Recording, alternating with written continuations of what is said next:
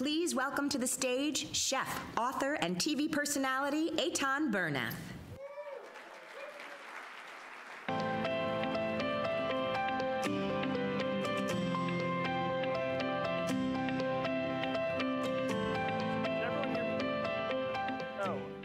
Long Island. I'm like out of my mic on. Why yeah. not? I'm on? Oh, great. All right. Hello, everyone. So great to be with you all on this beautiful New York City evening. Winter is, I guess, officially over. It's been a gorgeous few days. We're excited to be with you. We're going to talk about food, which is our favorite topic as Jews. I'm sure you're all thinking about breakfast tomorrow already. So I'm here with an incredible group of Jewish culinary talent. You may know their work from their restaurants, from their social media, from their food media writing, and everything in between. And the goal tonight is to talk about Jewish food, Jewish identity through food, and each of you have a unique perspective. So in case anyone here is living under a rock and does not know who these three incredible people are, Mike, do you want to kick us off with introducing you guys? And oh, what food you're craving, I want to hear. Personally, I'm craving Mike's new hummus line at Whole Foods. Oh, thank you very much. The only store-bought hummus I'll buy. So Mike, you started off. I don't know how we should just end the talk at that. Thank you. My name is Mike Solomonov. I'm the chef and co-owner of Zahav in Philadelphia. A bunch of other restaurants. That's right. I love this crowd. You are all VIPs at the restaurant. And we have a bunch of other restaurants in Philly, and then a restaurant here in Brooklyn that you probably have heard of called Laser Wolf. And we have a couple cookbooks and now a new hummus line. No, of everyone on my team, Joe's known me the longest. So. And the before I was a councilman. All right. Somebody else in a different room. They're also VIP. Yes. What I'm craving is, this is really unrelated, but Kashi cereal. They make a peanut butter cereal that is I love a peanut not cereal. Peanut cereal, it is peanut butter cereal. And it's high in protein, and I pretend like it's not junk food. Ah. That's what I'm craving. Health is wealth. Hi. Hi, everyone. Hey, John. I'm Einat Admony.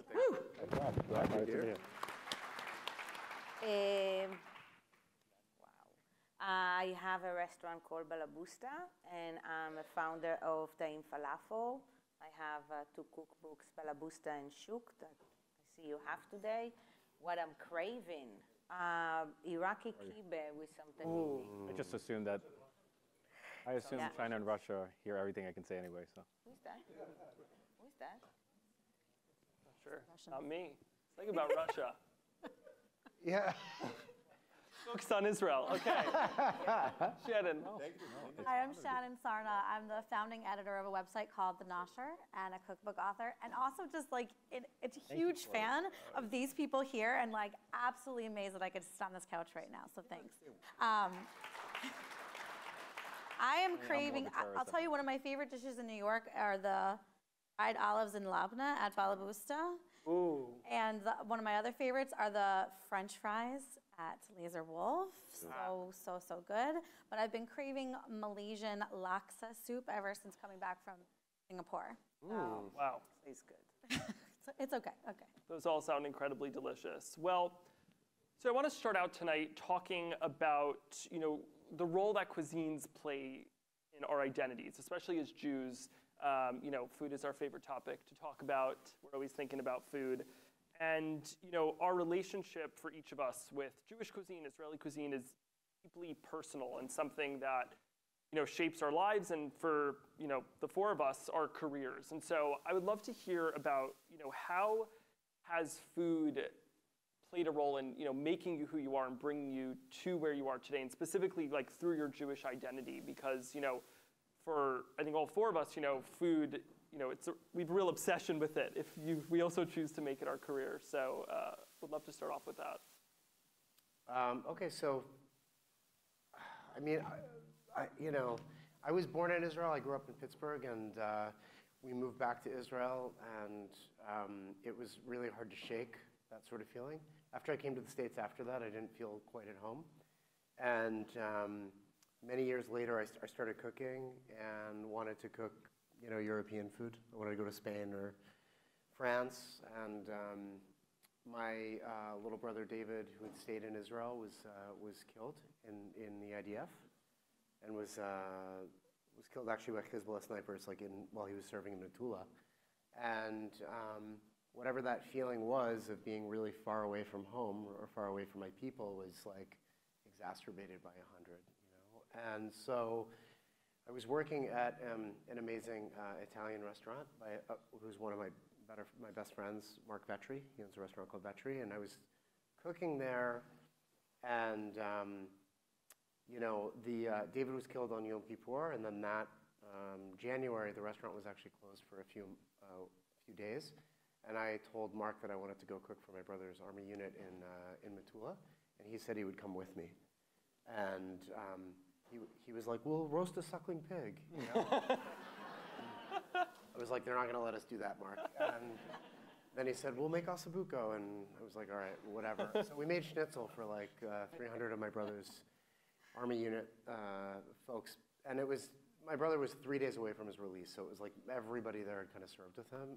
And I remember Mark, after that night, we'd picked him up from Ben Gurion Airport and drove all the way to Metula, so all the way north. And he looked terrible. And I was like, why do you look so bad? Did you not sleep? And he was like, I was on one of those birthright planes. Oh. So it was like house music and like vodka tonics for like all the kids, you know? And then we go up there and we cook this, you know, this dinner for my brother's army unit, Golani 13. And afterwards he looked really emotional, you know? And I asked him what was wrong. And he said, well, this morning I was surrounded by all these, you know, 18-year-old kids that were going on this like free vacation and we're partying, and now we're surrounded by these 18 and 20-year-old kids that are covered in mud with M16s that have like 2 minutes to eat and then have to go kind of defend the country. And so that to me was this big light bulb, you know. I really felt like it was, this country was and continues to be completely misunderstood, particularly in the West. And that plus going to Israel and eating basically everywhere and realizing that there was so many different kinds of food, that Israeli food was really the most exciting thing, not just culturally or anthropologically, but it was just delicious. You could just sit down at any restaurant and there would be like 20 different salads and meat cooked a la esh over charcoal and you know, so much history that we just felt like we had to open an Israeli restaurant, and that was the birth of Zahav. Wow. That's such an incredible story. You know, truly, I think food brings us, you know, comfort at times of hardship, and just like is such a source of joy, and especially, I feel like it really attaches to memories. Like I feel like food and memories, like for me, it's like I remember something based on like what I was eating. Then, you know, what about you? Oh, wow. I born and raised in Israel in a tiny town next to Tel Aviv called Bnei Brak. And I know. When I was young, I used to say I'm from Tel Aviv, and when I got closer to people, I said Ramat Gan, and when I got really close, I used to say, okay, I'm from Bnei Brak. Now when you're getting older and you own everything and you don't give, I wouldn't say that, but my mom she came when she was 10 years old from Iran to Israel. My dad born in Israel, or what it used to call Palestina. That's his birth certificate. He's from Yemen. We grew up like, they were religious. I would never, but they were very religious. I grew up a very observant family. So Shabbat dinner, how I describe it today, when I want to explain my Shabbat dinner, how I grew up, I said, imagine Thanksgiving every weekend. You need to prepare from Thursday evening, the whole meal. And that's the one thing I try to keep today with my kids and my family and my friend is that Shabbat, the legendary Shabbat dinner now. Food for me, when I came to the States, I work also in a lot of fine dining for years. And the first place I want to open is kind of an ad for my family and to bring something that I felt back then, it was 2005, that was really missing in the city. It's like a great falafel in Sabich that I couldn't find anywhere. And I want to bring it and show my heritage, something I would never find amba here. And I was like, okay, I need to show what I grew up. My mom that grew up in Iraqi home when she was young, they always have amba at home. And I said, okay, they need to understand what it is. So for me, like the first place I opened was a falafel, which was almost embarrassing because I came from a very fine dining before that.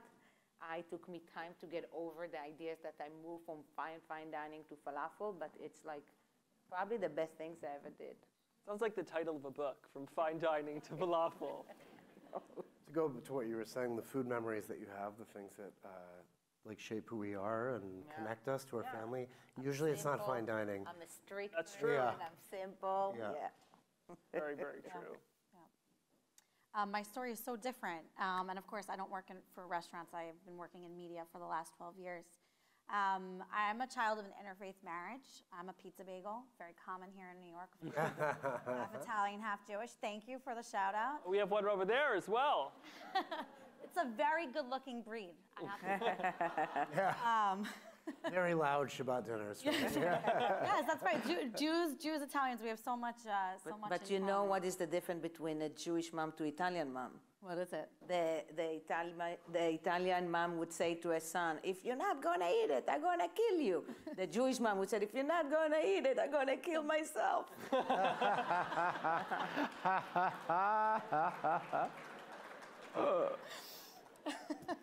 Yep, that's the difference between much. Jewish and Italian guilt.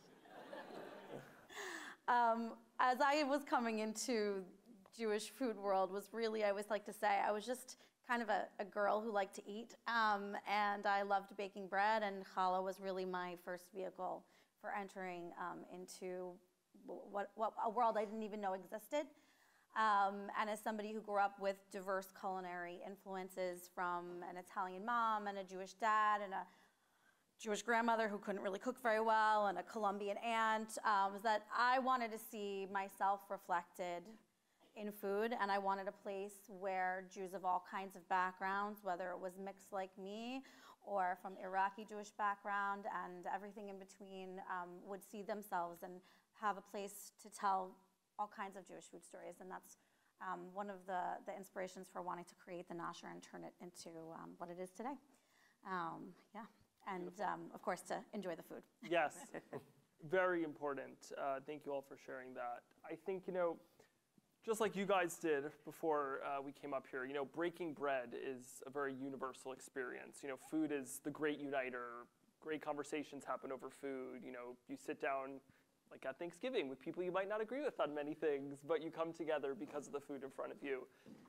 I think, recently, definitely, food specifically when it comes to what is Jewish food, what is Israeli food, has been a very polarizing topic.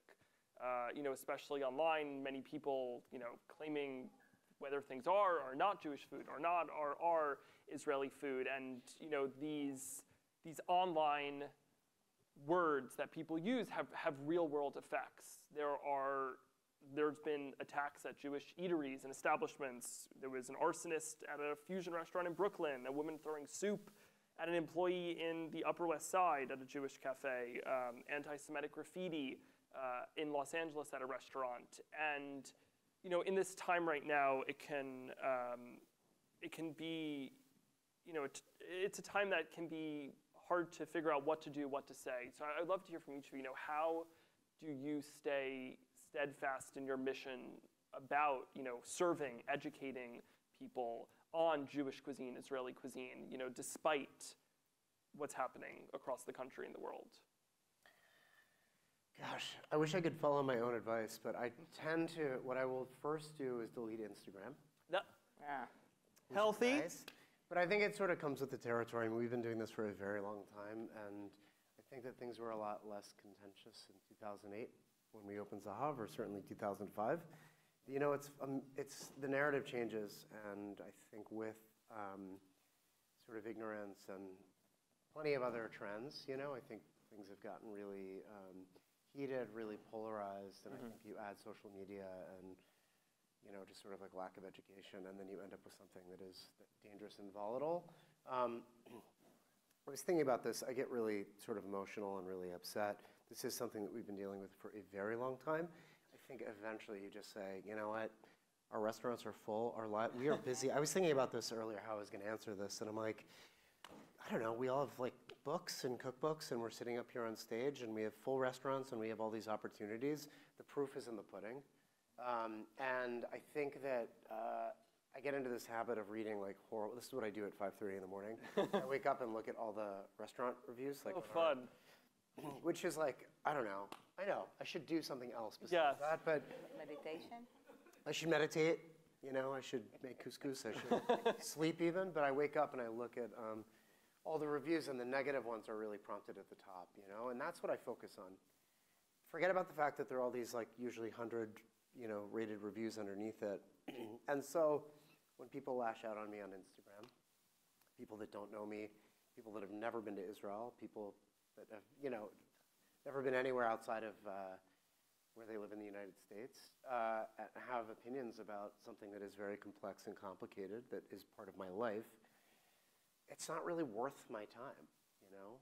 We talked about this a little bit earlier, like you kind of make the choice. You're gonna fight everybody or not, and I think that plenty of people support us, and we are all doing very, very well, and those are the things that it is important to focus on. I'm also telling this to myself as a mantra right now. Yes, this is meditation. It's group meditation. Tomorrow morning, I don't look at every negative thing that people have ever said about me, which has been a ton. But honestly, all of it. Yeah. No, I think we've all collectively heard worse, right? I always look at it that I care. If somebody's saying negative things about me, I care who is that. Yeah. If it's somebody that doesn't know me and never met me, why should I care at all?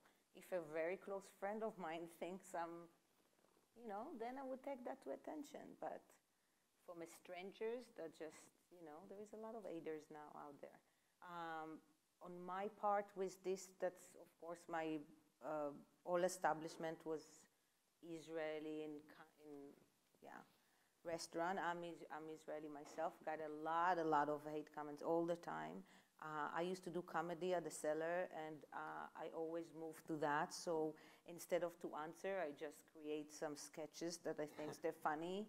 And I always said, like, I check my DNA. My mom is from Iran. My dad from Yemen.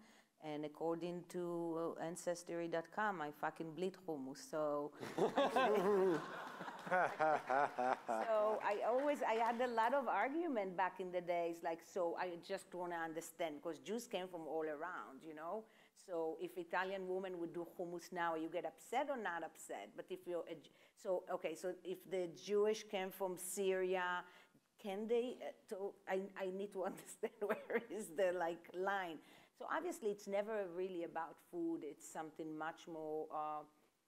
And I had one conversation with a Palestinian woman. She said she get very upset that people get out of my restaurant or telling her, oh, I had the best Israeli food. I'm like, so open your own restaurant and do Palestinian food. Yeah. That's my. Yeah, and I think also, especially online, it's hard to know when, there's obviously the urge sometimes, you get a message and you just want to respond. But I think online there's, groups of people who send those messages who actually have no idea what they're talking about. And there's also people who act like they don't know what they're talking about, but do and are aware they're being anti-Semitic.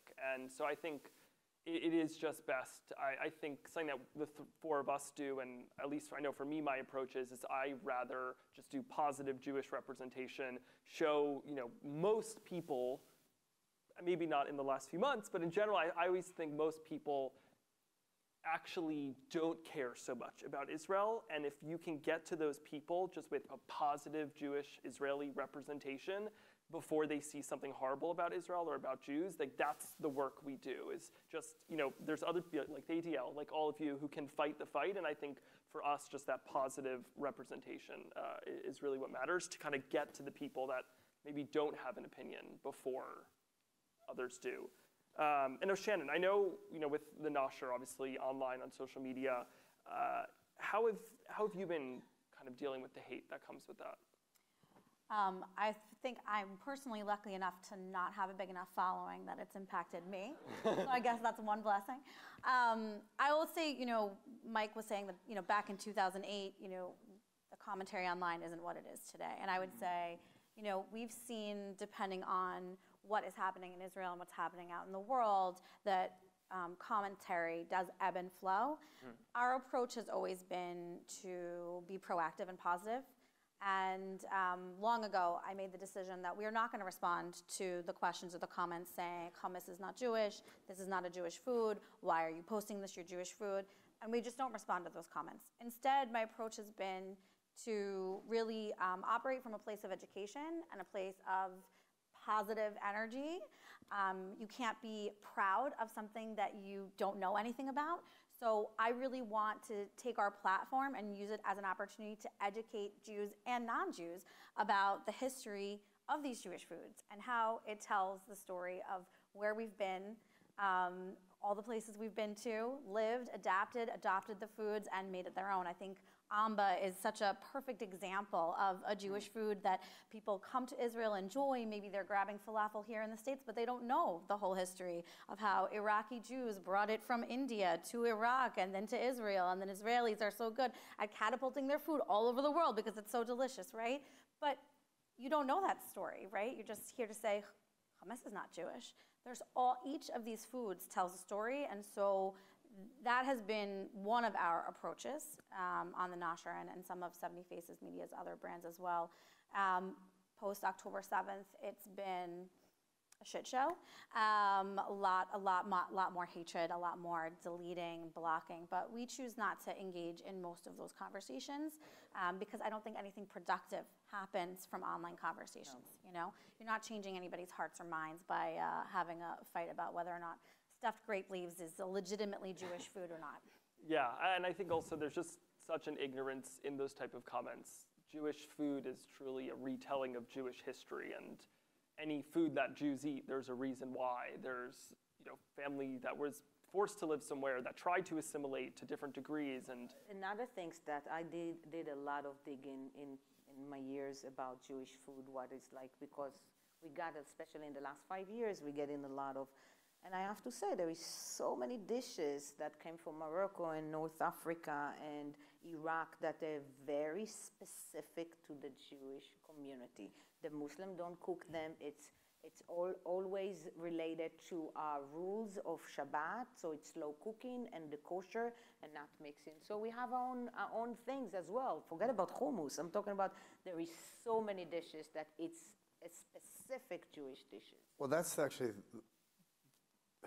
as it relates to Israeli cuisine, that's a way to help define it, because you've got so many diasporic cuisines that no longer exist in their host countries, right? Mm-hmm. So Cubana, every single Jewish diasporic cuisine has the things that identify it: no milk and meat, no treif, always Shabbat, and then other holidays, right? But Shabbat is celebrated every single week. So every single Tabit, everybody has got their Friday night to Saturday juxtaposition of cooking this elaborate thing, but also not being able to turn up the oven. And so the only place that you can find that is Israel, since those host countries don't have Jews anymore.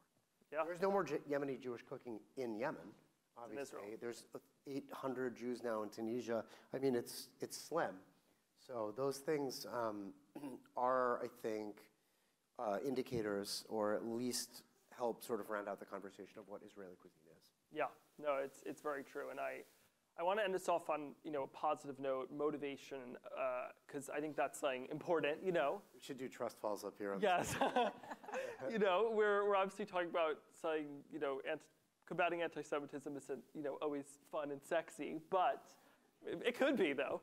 I think cuisine is really a conduit of identity and culture, and I want to hear finally from each of you. How do you plan to continue to use your identity and your platforms, whether that's through your restaurants, online, to keep propelling Jewish cuisine and culture forward in society and continue to embrace your identity despite those that don't want us to? The maybe boringest, most boring and simplest answer is that this is my life's work, and it's not going to stop. Yeah. Because of what other people think or tell me. So. Amen. Yeah. Mic drop.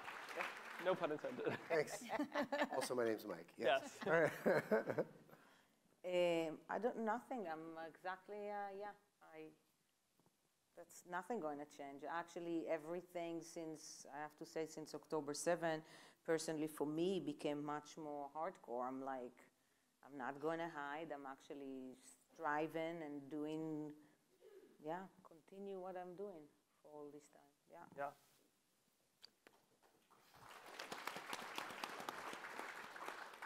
Love looking at your face up here.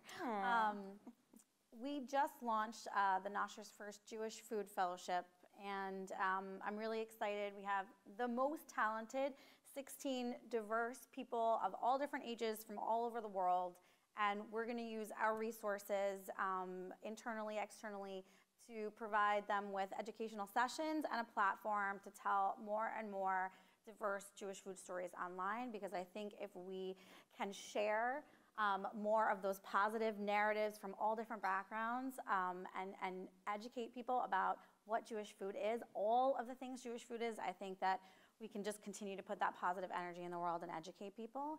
And I think I personally, and we all can just continue to support Jewish and Israeli restaurants, show up, spend our money, support these people, support our community. Yeah. Can I get that reservation at Zahav maybe one day? Yes. Whatever you want. Okay. Yeah, I think, to end us off, since October 7th, I think a lot of people who maybe haven't been as tuned in to anti-Semitism and rising anti-Semitism globally have, been asking their Jewish friends, like, oh, are you okay? How are you getting through this? And, there have definitely been times where I think all of us have not been okay, but I think truly the Jewish experience and being Jewish is to be resilient and to keep going. And while since October 7th, definitely I think the amount of hate we've all received and Jews across the world have been dealing with anti-Semitism has increased to a level we have not seen in a long time. None of it is, I think, shocking to any of us. This is part of being Jewish. It's, our grandparents have dealt with this, our great-grandparents. And so I think for us in the Jewish food world and for all of you, it's to just truly continue to be that resilient group of people that have kept us on this planet for this long. And our culture and our food is how we stay close to our identity and our history. And I think the three of you, my mom's a math teacher, so she would be disappointed if I couldn't count, are really at the forefront of that. So thank you for joining me in this conversation, for the work you do. It's truly important to keep Jewish food moving forward, and thank you all for listening to us. Thank you. Have a great night.